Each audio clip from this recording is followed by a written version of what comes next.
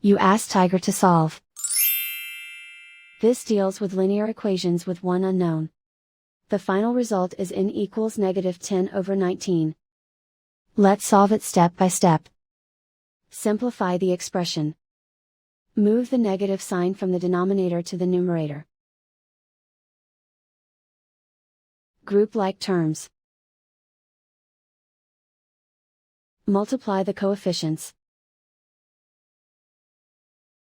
Simplify the arithmetic. Isolate the n.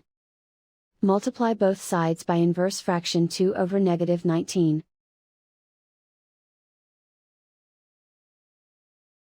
Move the negative sign from the denominator to the numerator. Group like terms. Multiply the coefficients. Simplify the arithmetic.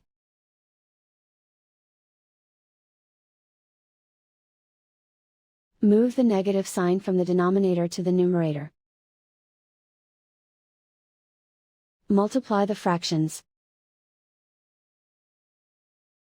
Simplify the arithmetic. And so the final result is n equals -10/19.